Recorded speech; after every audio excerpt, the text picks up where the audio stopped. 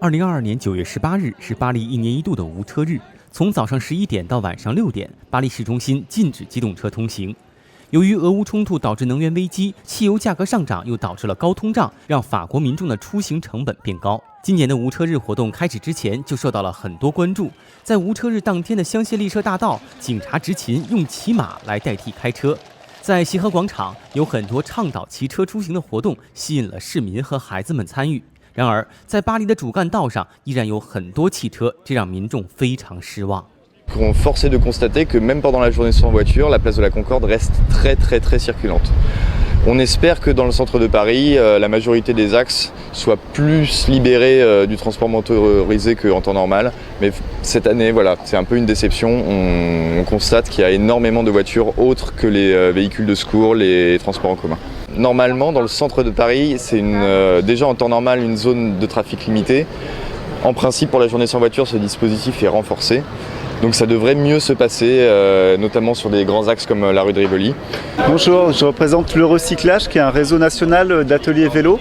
C'est-à-dire qu'on représente des associations où les gens peuvent venir apprendre à réparer leur vélo ou bien acheter un vélo d'occasion.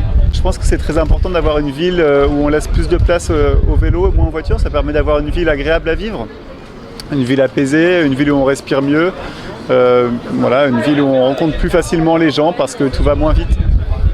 Je ne sais pas si c'est très utile, il y a beaucoup de voitures là. Je ne sais pas si vous les avez vues, mais apparemment il y a pas mal de voitures, donc je ne sais pas si c'est très utile. Et puis bon, c'est peut-être une journée pour sensibiliser les gens.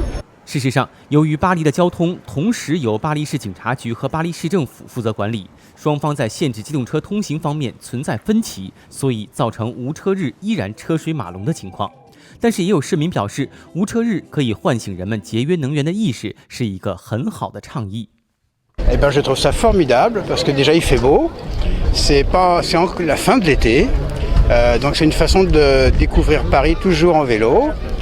En même temps, tout n'est pas bloqué, hein. Il y a encore beaucoup de voitures, mais je trouve que regardez l'ambiance, il y a des enfants, des familles, c'est formidable. Petit à petit, il y a un mouvement qui est en train de se créer, déjà c'est du plaisir, et puis je pense qu'il y a une conscience qui se fait de plus en plus sur les nouvelles générations, je l'espère, pour qu'on change la donne. Je pense que l'idée est bonne, mais ils ont été ambitieux sur la réalisation. Je pensais qu'il y aurait encore moins de voitures que ça, et finalement il y en a beaucoup dans les rues.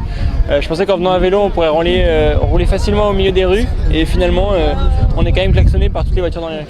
Je pense que très ponctuellement comme ça a un très faible impact, et il va falloir peut-être élargir un peu cette initiative, soit géographiquement, soit dans le temps, pour pouvoir avoir un réel impact sur l'environnement et sur la pollution à Paris et en région parisienne. Je trouve que c'est une très bonne initiative parce que surtout que Paris c'est une ville qui est très polluée et ça nous permet de pouvoir marcher librement et surtout de voir bien l'Arc de Triomphe parce qu'avec le rond-point de l'Étoile et toutes les voitures c'est compliqué de voir de près l'Arc de Triomphe et puis c'est une bonne initiative pour l'environnement.